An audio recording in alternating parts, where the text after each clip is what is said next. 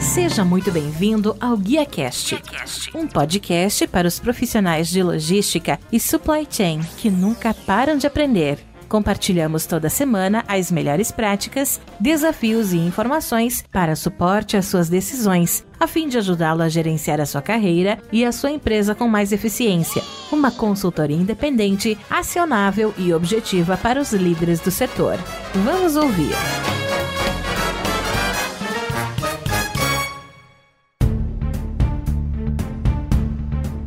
Olá, que tal? Tudo bem, pessoal? Sejam muito bem-vindos a mais um GuiaCast, a melhor conversa profissional que você vai ouvir, onde recebemos aqui no GuiaCast semanalmente um executivo C-level do setor para falar sobre negócios, tecnologia e também supply chain. E hoje o nosso bate-papo é falar um pouquinho sobre supply chain, mais especificamente vamos falar do comércio B2B reinventado, solução completa para compras corporativas. Para isso eu estou recebendo aqui o CEO do Mercado Eletrônico, que é o Eduardo Nader. Mercado Eletrônico, para você que não conhece, é uma companhia que faz o comércio entre empresas simples, inteligente e também sustentável. Eu sou o Tuco do GuiaCast aqui no BRT Channel. A todos vocês, sejam bem-vindos a esse bate-papo. Eduardo, como sempre digo, muito bem-vindo ao GuiaCast. Muito obrigado por abrir um espaço na sua agenda e me ajudar a fazer mais um episódio. Poxa, Tuco, obrigado a você. É uma honra estar aqui junto. Reinvente a logística para o transporte de cargas e encomendas. A Cargo transforma a experiência de compras do consumidor e oferece soluções personalizadas para a indústria de maneira leve, sem ativos próprios, utilizando tecnologia de ponta. Cargo começa com Q. Acesse cargo.com.br, tecnologia que transporta.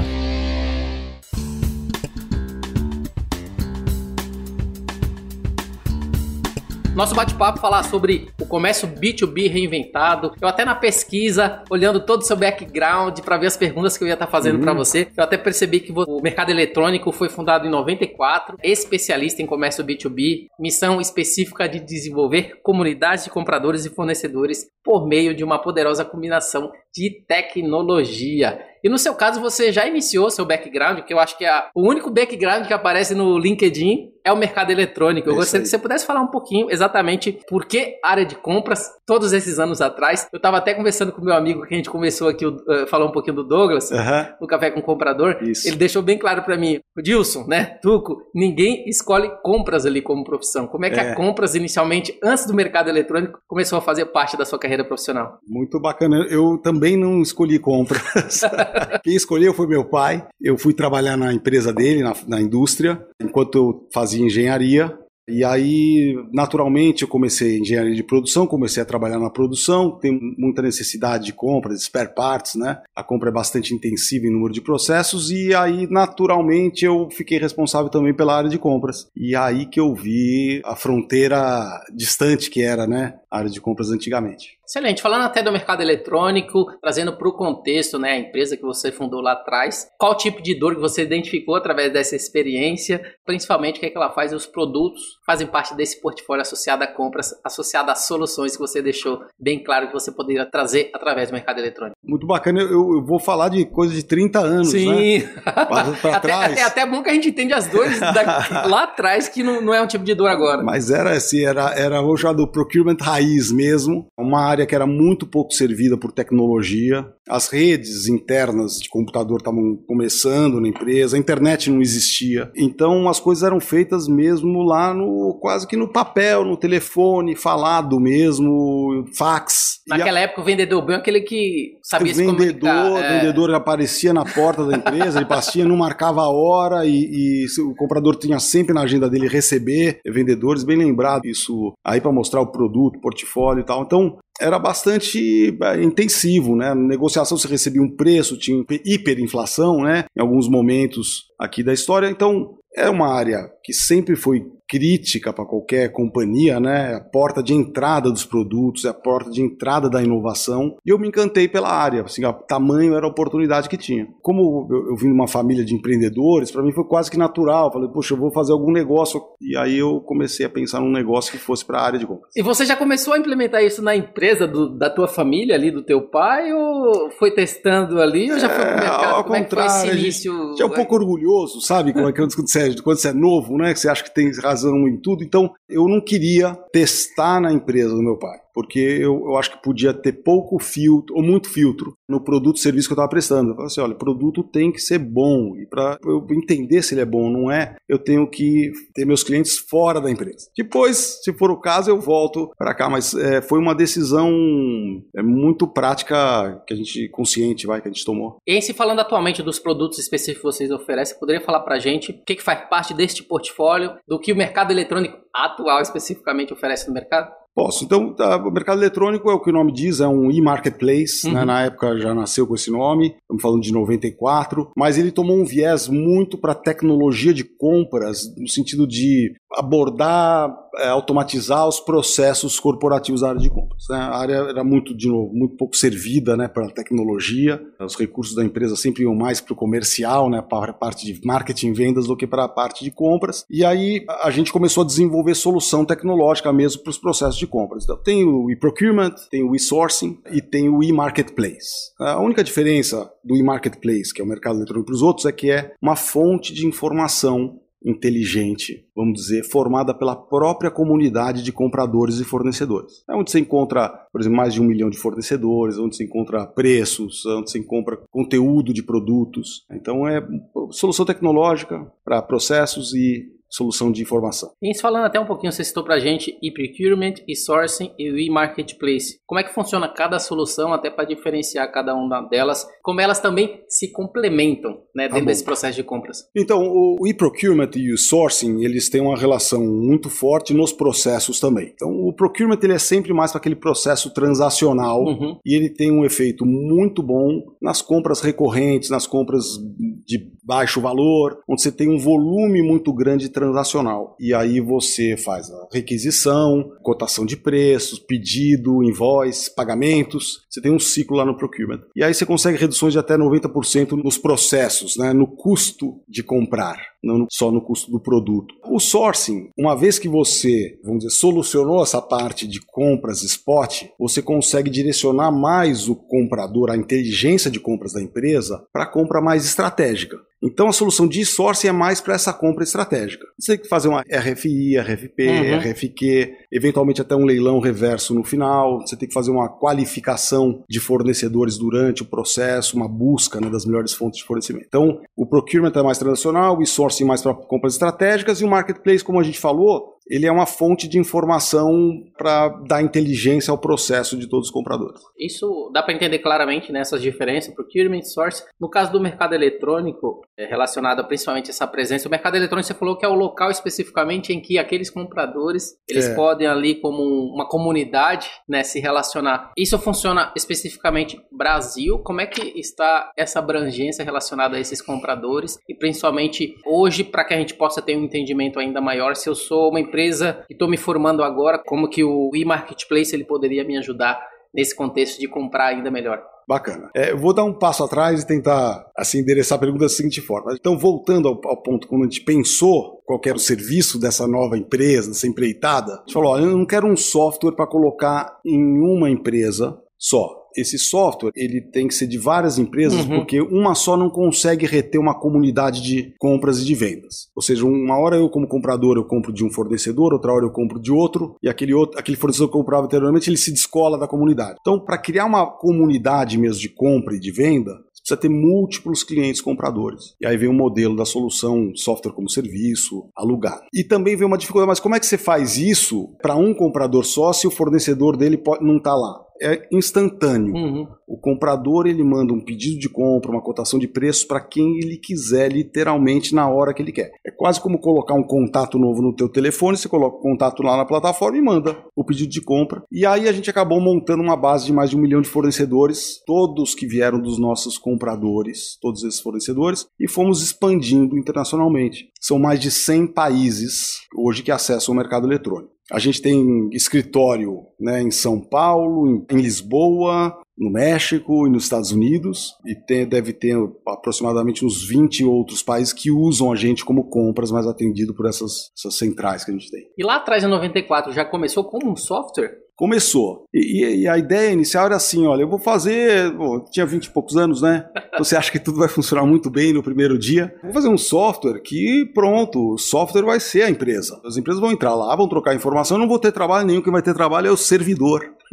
Que é aquele computador que fica servindo o software para essas empresas. Aí de lá para cá aprendi muito, né? Mudou? O que já mudou, por exemplo, 94 para cá relacionado ao software? Até porque você deixou bem claro no início. Até a própria operação de compras veio mudando, né, no decorrer do tempo. A né? operação... O que o próprio software em si também teve que se readequar, né, considerando esse novo modelo, porque quando a gente fala de compras, né, principalmente em faceta da pandemia que aconteceu, a gente perdeu aquele olho no olho, né, nesse momento era tudo online, né? Como que vocês precisaram também se reinventar nesse momento para poder continuar sendo esse diferencial na área de compras?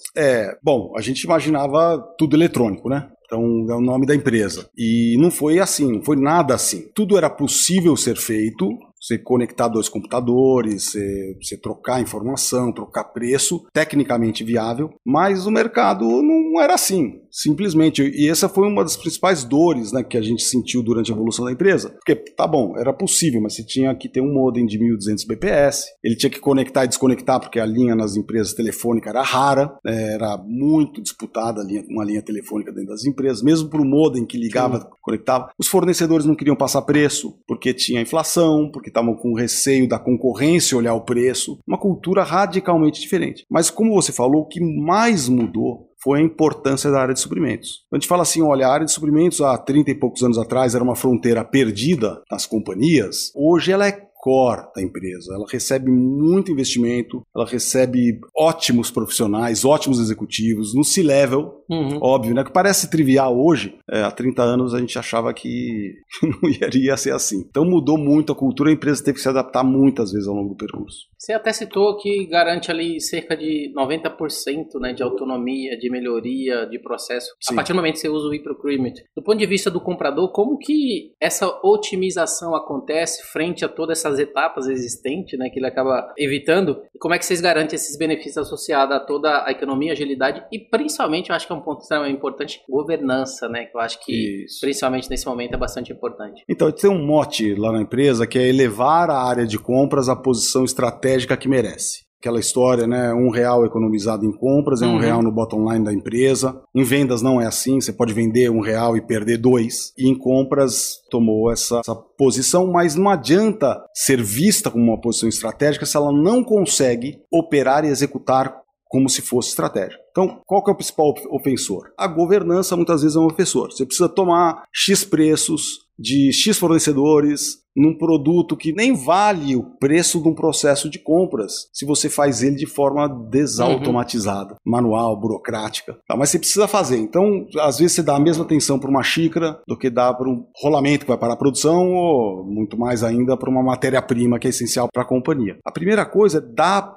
poder para a área de compra, sair dos processos operacionais e tomar essa posição estratégica, pensando em saving, que é o que toda empresa pensa. Tem o saving do produto, tem o do custo total, que envolve governança, que envolve agilidade, que envolve colaboração com o fornecedor. Então, essa é a tecnologia que a gente fala assim, a gente não compra tão bem quanto os nossos compradores, nossos clientes compradores. Sim. A gente dá a ferramenta para eles se dedicarem às compras mais estratégicas à negociação. No caso do comprador, a gente até falou, né? Ele tem ali os benefícios da economia, agilidade e governança. E do ponto de vista do fornecedor, né? No caso, qual que é a ferramenta que eles usam ali também, ali internamente, que garante essa visibilidade e poder principalmente transacionar com essas grandes empresas, né? No caso deles, qual que é esse diferencial que o mercado eletrônico oferece? O fornecedor ele tem basicamente essas três frentes, né? De economia, de agilidade, de governança. Também ele recebe isso na ferramenta, mas ela tem uma quarta frente que também vale para os dois, mas o fornecedor da colaboração. Então, os compradores estavam acostumados a operar dentro da plataforma dos fornecedores.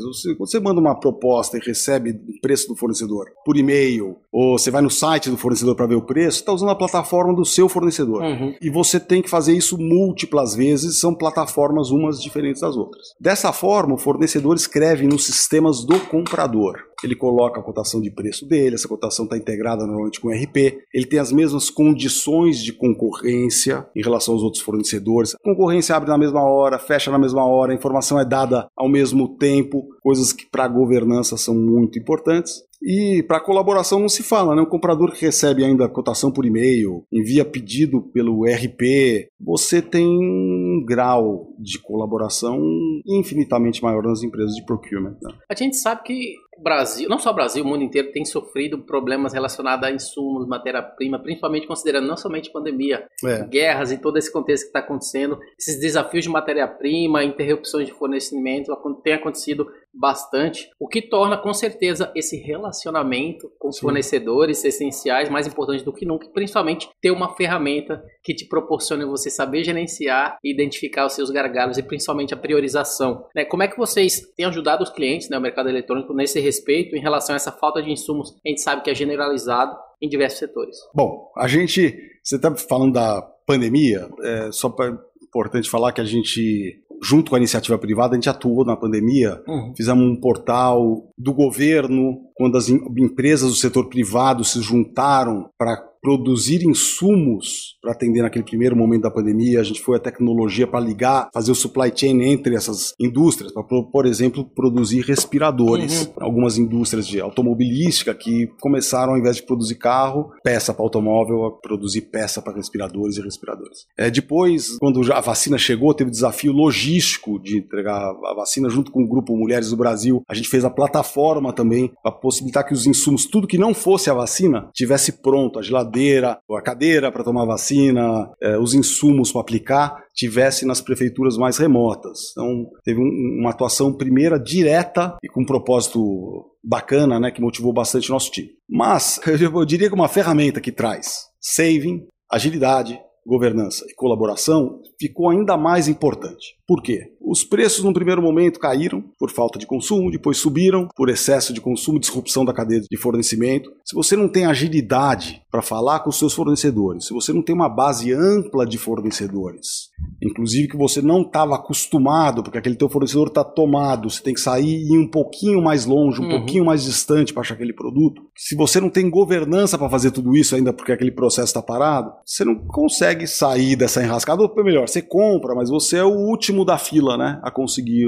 as melhores condições, principalmente a agilidade na entrega daquilo que foi comprado. Esse foi o principal sofrimento dos nossos clientes. A gente também chegou com a nossa equipe a ajudar a busca de fornecedores quase que manualmente. O que você está precisando? Então a gente fez uma conexão entre os nossos compradores para que eles se ajudassem numa rede de relacionamento a encontrar, fazer sourcing mesmo, encontrar os melhores fornecedores. E você até citou uma rede ali, principalmente no mercado eletrônico gigante, né, de outros fornecedores. São fornecedores nacionais, fornecedores também internacionais, Brasil, América Latina, China, que geralmente... Sim. Quem são esses fornecedores que geralmente fazem parte aí desse ecossistema de vocês? Bom, a gente tem fornecedores em mais de 100 países. E a gente, mercado eletrônico, não cadastrou nenhum fornecedor. Todos foram cadastrados pelos nossos compradores. Então, obviamente, a nossa base Brasil, América Latina, é muito forte, muito poderosa. Portugal, a gente já está há 15 anos em Portugal e Espanha, uma base muito boa de fornecedores lá. Aí, há coisa de 3 anos, fomos para o México, 2 anos nos Estados Unidos. Então, a nossa base de fornecedores vem crescendo à medida que os compradores começam a lançar seus fornecedores na plataforma. E aí, eles são automaticamente cadastrados e começam a fazer negócio com outros compradores. Assim que a gente expande. Por que eu perguntei? Às vezes eu faço parte de alguns grupos, pessoal, vocês conhecem algum fornecedor de tal coisa? Próxima vez eu já vou responder, procura no mercado eletrônico. Aqui, bom, fazendo a propaganda, talvez mais uma propaganda, a gente dá informações muito relevantes, assim, das mais simples. Qual que é o tempo de resposta médio desse fornecedor a um processo de transação? Qual é o índice médio de resposta que ele tem, né? Se ele recebe, ele fala que ele vende todos os produtos possíveis, mas na prática ele responde 10% daquilo que ele fala. Então, tem certificação, a gente fala se ele está ativo, a gente vai nas bases públicas certificar esse fornecedor, dar essa informação diretamente, né? Certificando o mercado eletrônico, certificando, mas também com vários parceiros certificadores que atuam em colaboração com a gente. Entrando até num contexto, né, que você falou, de uma empresa que lá de 94, muitos anos atrás, até na pesquisa que eu fiz, eu vi que vocês estão na lista das melhores empresas para trabalhar nos rankings Brasil e TI do Great Place to Work nas edições 18, 19, 20 e 21. Eu gostaria que você pudesse falar um pouquinho onde que está localizado os escritórios da empresa, quem que é o time que faz parte dessa operação atual e que principalmente, né, participa em estar fazendo parte de uma empresa que é Great Place to Work?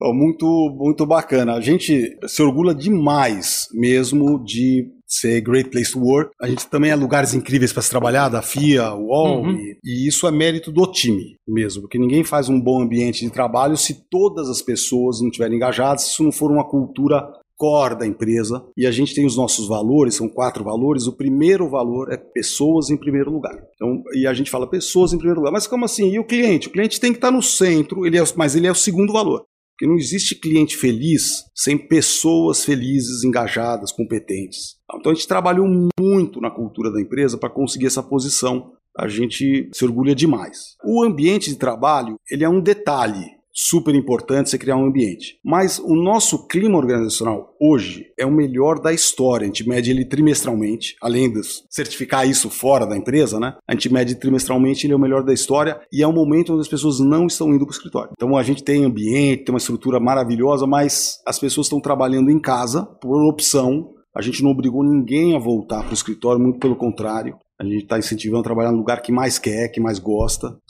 Mas tem uma série de práticas culturais que a gente pratica mesmo para fazer a cultura da empresa ser forte e o clima ser bom. Excelente, até porque 2021, né, que vocês venceram, né, também, em Great Place to Work, já era tudo remoto, né? Então mostra claramente que as pessoas dão esse valor mesmo trabalhando de casa sem estar aqui naquele ambiente 100%, né, no momento de trabalho. Falando um pouquinho até de tecnologia, relacionada a essa visibilidade, principalmente os controles da área de compras, né, todas essas compras corporativas, quais são os KPIs, quais são esses KPIs visuais que vocês acabam fornecendo ali no mercado eletrônico, no software, que ajuda as empresas, não só os compradores, mas também os fornecedores, a tomada de decisão, que é bastante importante para aqueles que estão buscando comprar certo, na hora certa, no momento certo, tendo o fornecedor num custo ali que a gente sabe que ele sempre custo certo. Menor, exatamente. No menor possível, não, mas a gente fala abertamente para o comprador, se tem uma coisa entre saving, colaboração, governança, agilidade, é o saving. O comprador, ele quer ver economia naquilo que faz em relação, e tem vários KPIs de economia, em relação à última compra, em relação ao mercado, em relação ao mesmo processo quando conseguiu de save numa negociação, tem muitos KPIs existentes, a gente tem vários KPIs na plataforma, mas o interessante é assim, que na plataforma, a gente molda a plataforma aos processos de cada cliente, inclusive ao ponto de colocar um campo novo, se o cliente quiser, com uma fórmula naquele campo, isso é feito em menos de 2 minutos. Tem uma tecnologia no code, que você cria workflows, você cria campos com uma facilidade muito grande. E esse campo, quando vai para um grid, uma tabela, que é aquilo que o comprador enxerga, um dado dentro na interface, você consegue gerar qualquer gráfico dele, para ver visualmente aquele KPI, para ver a evolução daquele KPI no tempo, e para fazer drill down e chegar na informação que você quer. Então a gente montou conceitualmente a plataforma para analytics mesmo. A gente pensou, teve uma fase de processos, mas teve uma segunda fase, já tem uns 10 anos, que a gente falou assim, não, a plataforma tem que ser uma plataforma de inteligência e não só de otimização de processos. Entrando num contexto ainda, falando dos serviços operacionais, a gente sabe que vocês têm operações voltadas para cotação de preço, gestão de pedidos. Você falou um pouquinho até no início, leilão reverso. Eu gostaria até que você pudesse falar um pouquinho do leilão reverso. Esse é um assunto que eu não conheço muito, então eu gostaria de saber um pouco mais como é que funciona o leilão reverso e como que a ferramenta do mercado eletrônico também ajuda nesse formato de leilão. Legal. A gente tem, assim, por volta de 15 práticas macro, assim, na nossa plataforma, na nossa solução. O leilão reverso é uma delas. E é engraçado que o leilão chama muito atenção, né? O que é essa história de leilão reverso ao contrário e tal? Então é um leilão de compras, como um pregão eletrônico do setor público. Ele funciona com preços que vão caindo, né? Os concorrentes, quem está bidando ali são os fornecedores. Eles enxergam, normalmente, dependendo da modalidade do leilão, eles enxergam o preço que está ganhando e conseguem, num curto espaço de tempo, dar um preço inferior. O menor preço ganha. E o melhor, tem várias modalidades, tá? Tem primeiro preço, tem melhor preço, tem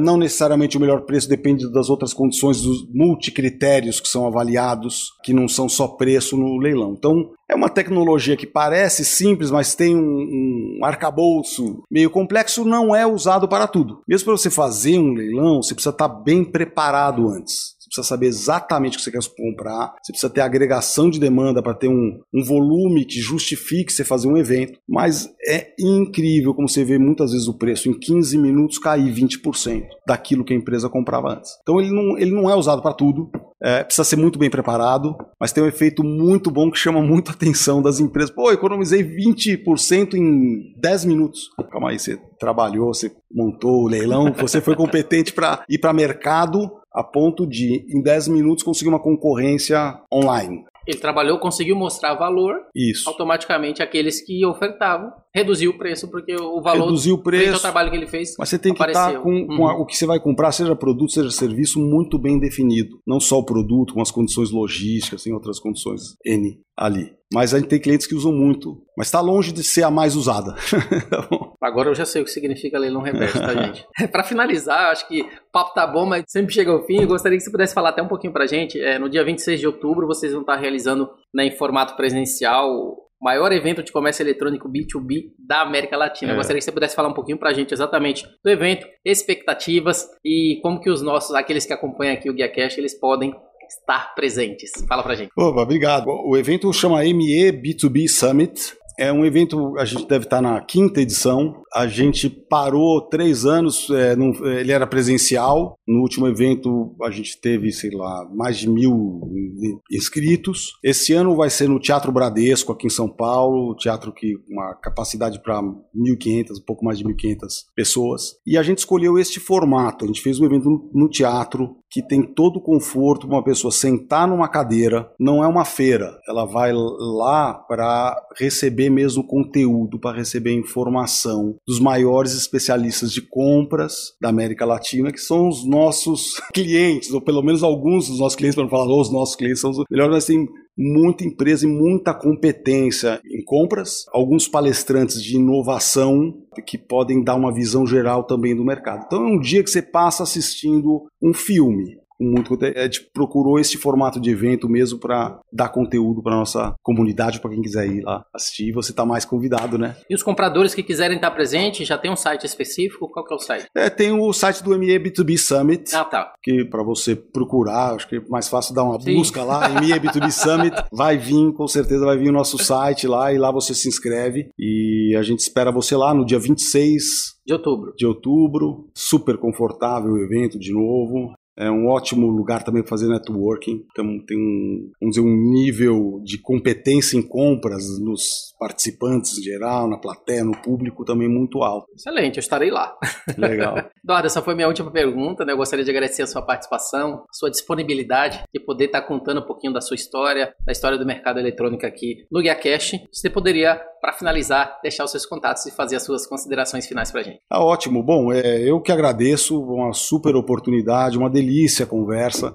Conversa a gente vai lembrando do passado, vai trazendo, vai entendendo muita coisa, onde a gente está hoje, o que precisa fazer para o futuro. Então, a cabeça aqui já fica pensando para onde nós vamos. Eu vou deixar aqui meus contatos, se alguém quiser, tiver alguma dúvida, algum interesse, por favor, meu e-mail é eduardo@me.com.br, nosso site é me.com.br, falando aqui de Brasil, o mercadoe.com, se pegar o site global. E é isso, lá você vai encontrar todos os canais para falar com a gente também.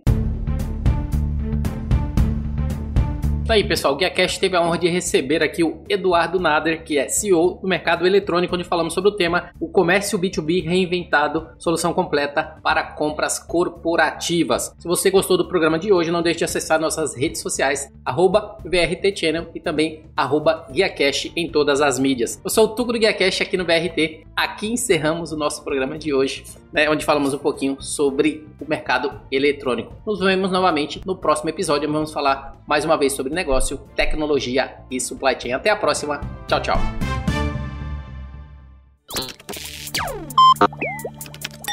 Equalab.